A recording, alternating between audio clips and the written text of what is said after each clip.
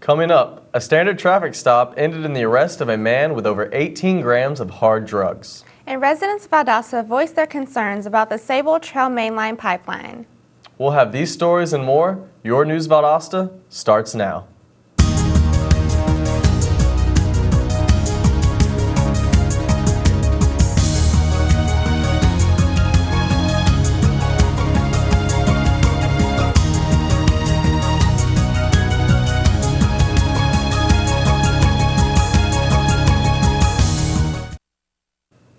Welcome to News Valdosta. I'm Tatiana Phelps. And I'm Chris Carter. A man was arrested and stands accused of possessing 3 different types of drugs.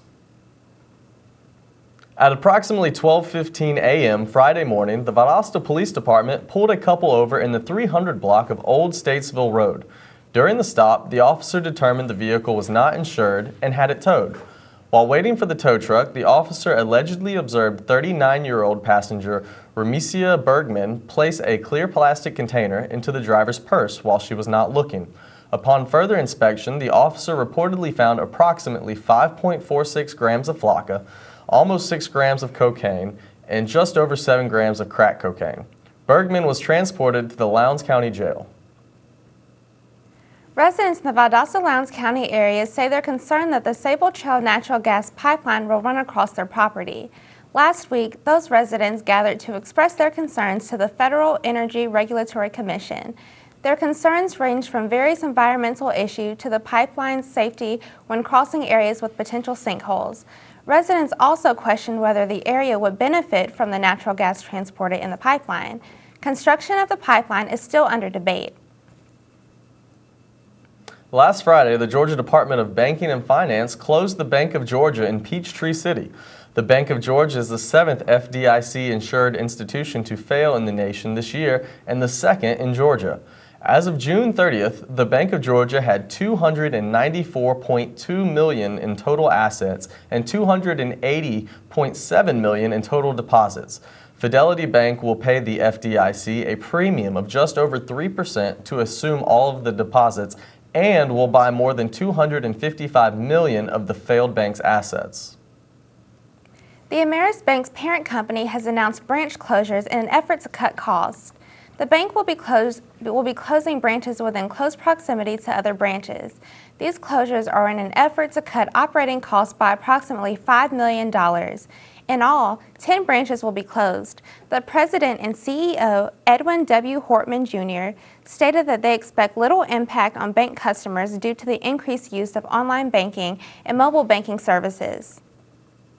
The gas price in the Lowndes County area inched upward for the 2nd week in a row, mirroring the national gas trends. The average price for a gallon of regular gasoline this Sunday was $2.14. This is up 2 cents from the previous week. Nationally, the average rose by a penny to $2.29, while Georgia's average of $2.15 is unchanged from the week before. Valdosta-Lowndes County schools will be receiving a major technical upgrade with the addition of new Chromebooks to their technical tools.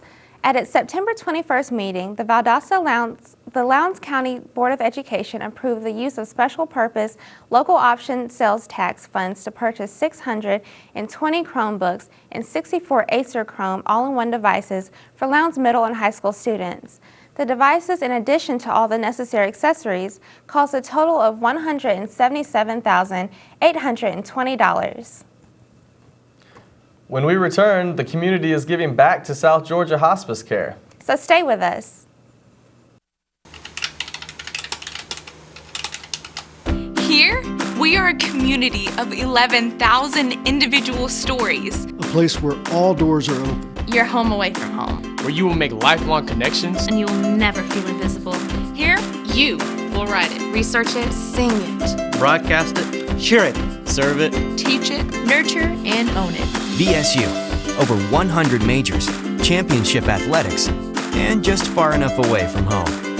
Find out what VSU can do for you. So, I just moved in with this family, and it's embarrassing. The little one, he likes to go outside and crawl around in the giant litter box. I don't know what he's doing. I mean, I was born and I knew how to use the litter box. Look at that. That's disgusting. Oh, poop already. You're making me nervous. Oh, okay, I can't look at this anymore. I really hope he grows out of this, for his sake. Welcome back to News Valdosta. Hospice of South Georgia has received $22,000 from its Hospice Advisory Board and the Treehouse Resale Shop. The money Hospice of South Georgia has received will go toward the patient's needs. The Hospice Advisory Board is composed of volunteers who coordinate fundraisers to support hospice care. It was able to donate $10,000 through concerts, wreath auctions, and theater productions. The Treehouse Resale Shop will raise $12,000 from donations from the community and people shopping at its stores. South Georgia Medical Center has won an award for treating stroke patients quickly and effectively. It is one of 3 Georgia hospitals to receive this award from the American Heart Association and the American Stroke Association. Doctors say it's important to get the clotbuster medicine, TPA, into patient systems within 3 hours of seeing stroke symptoms. This speeds up recovery and reduces death and disability. The average 2015 door-to-needle time at SGMC's main campus emergency department is currently 26 minutes. October is Breast Cancer Awareness Month, and it is important to know that South Georgia Medical Center is providing 2 free breast cancer screenings. Other than skin cancer, breast cancer is the most common cancer among American women. On October 15th, the free screening will be held at Perlman Cancer Center, and on October 29th, it will be held at SGMC's Healthcare South Clinic on Griffin Avenue. Both events will be held from 5:30 to 7:30 p.m. Volunteers work to make a difference Saturday with the return of the KLVB event Rivers Alive. The event is part of a statewide cleanup initiative that promotes the health and beauty of Georgia's rivers, streams, and waterways. This year, the 9 locations that were selected included the Little River at St. Augustine Road, Mud Creek, 2 locations along the Withlacoochee River, and 3 locations along 1 Mile Branch. KLVB has also begun signing up volunteers for its October 24th Make a Difference Day event. Make a Difference Day will consist of various projects in Valdosta, Lowndes County, Hahira, and possibly the Valdosta State University campus. For more information on how to get involved, log on to klvb.com. Wiregrass Technical College is collecting donations from everyone who wants to help. With contributions from donors, Wiregrass is able to provide equipment for programs, expand programs, and provide textbook assistance for students. If you are interested in donating, you can visit the Wiregrass Technical College website. October is Fire Prevention Month, and Lowndes County Fire and Rescue wants residents to be mindful of the smoke detectors in their homes. In efforts to keep the people of Lowndes County aware of fire safety, the LCFR theme for awareness is Hear the Beep, Where You Sleep. The LCFR is hosting many different events, from showing off new batteryless smoke detectors to educating children in school to get people involved in fire safety. On Saturday, October 10th, the Valdosta Lowndes County Parks and Recreation Authority is hosting the 4th annual FIDO at Freedom Dog Park event. The morning starts with the BARC 5K9 race. All runners are encouraged to register online to run along a dog-friendly course with their canine companions. Everyone is welcome at the event and encouraged to bring their dog out for some fun in the park. We're going to take a short break, but when we come back, we'll take a look at our weather with Marlena Williams. So stay with us. Thank you for calling your GED Pep Talk Center. All right, now are you ready for your GED Pep Talk? Being nervous is okay. It just shows that you're serious about getting your diploma. All right, listen, we all need a little nudge sometimes. I don't function without coffee in the morning, but it is going to take more than a double mochaccino to help you here. A lot of things are scary. Heck, I'm scared of clowns. No quiero oír. Danny, no lo puedo hacer. Quiero oír. Danny, lo voy a hacer. DMC, liking your pep talk style. Just keeping it real, Debs, just keeping it real. Louder, louder, I'm gonna get my GED, come on! Get your GED. Hey. Keep it down, brother.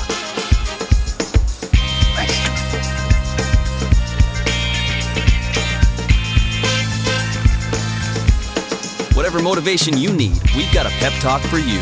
Get your GED pep talk and find free classes at yourged.org.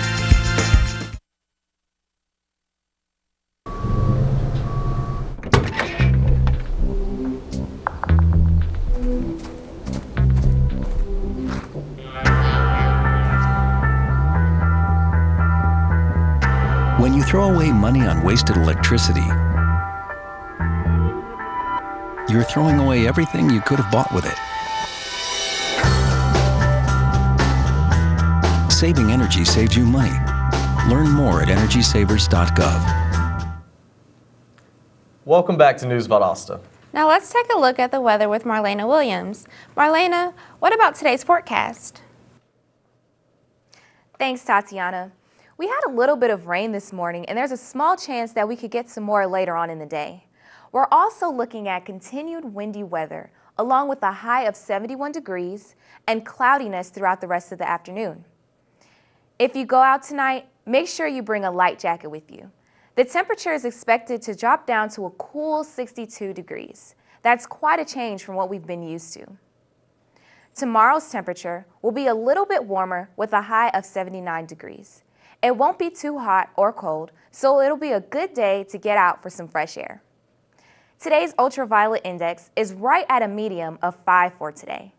You shouldn't need any type of protection today unless you have a high sensitivity to UV rays. The pollen count for today is at a medium level. If you're sensitive to allergies, make sure you take the proper precautions to protect yourself. That's all I have for today. Back to you in the studio. It wasn't a great weekend for most local sports teams. We'll have the gory details when we come back, so don't go away.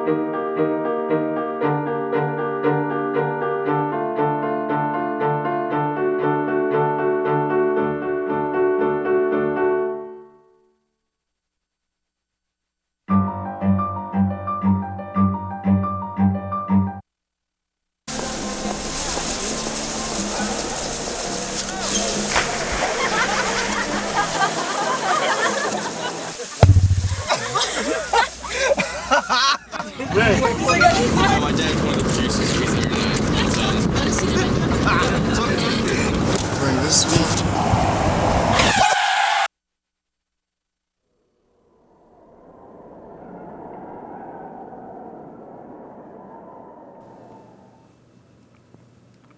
Welcome back. Now let's check in with Chandler Wilkerson for our local sports report. Chandler?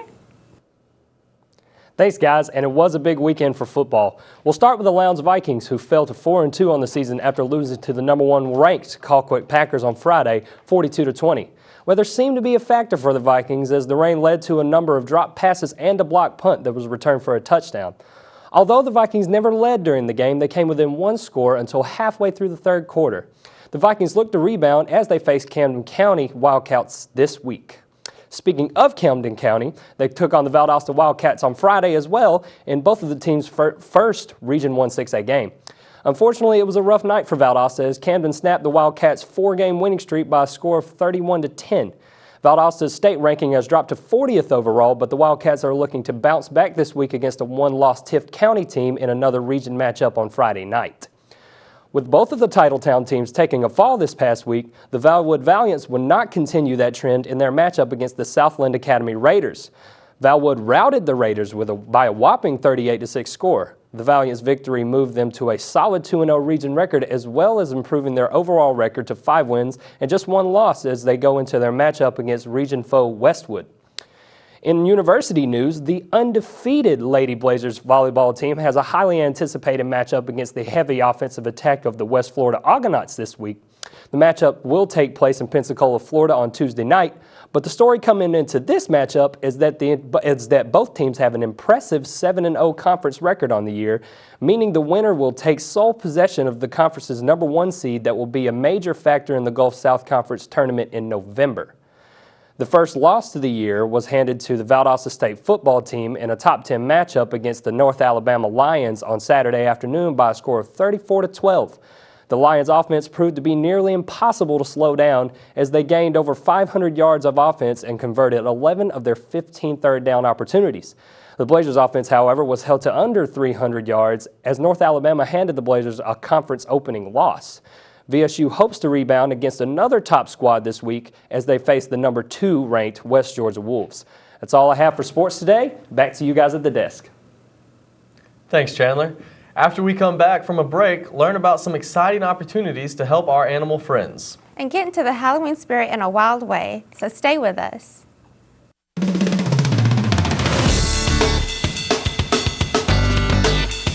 I love learning. I believe in service. I am full of passion. I embody sportsmanship. I trust in my resourcefulness. I like balance. That's why I chose Division 2.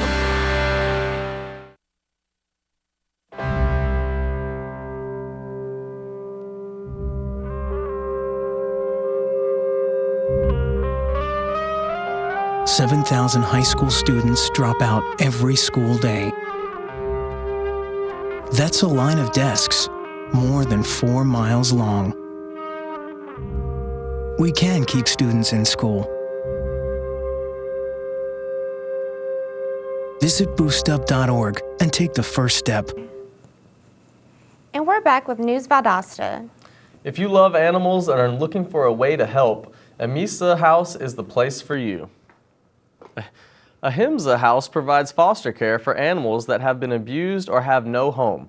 They provide medication, food, and even veterinary care. The animals are given 30 to 60 days to recover. To volunteer, no out-of-pocket fees are necessary. All they ask for is time, care, and love for the animals. Volunteers make sure they end up in a good home environment with loving owners. It's not until the end of the month, but Halloween has already been celebrated at the Wild Adventures theme park with its Fright Fest themes of Kidoween and Terror in the Wild. But people are not the only ones who joined in the festive fall holiday. The animals also got a taste of the Halloween spirit. The tigers, giraffes, monkeys, and all their friends got to climb in, nibble on, or play with the bright orange pumpkins carved into Halloween faces. Park managers say the fresh pumpkins were seasonal treats for the animals and a great part of their diets. That's it with our program today. Thank you for watching News Valdosta. I'm Tatiana Phelps. And I'm Chris Carter. We'll see you tomorrow.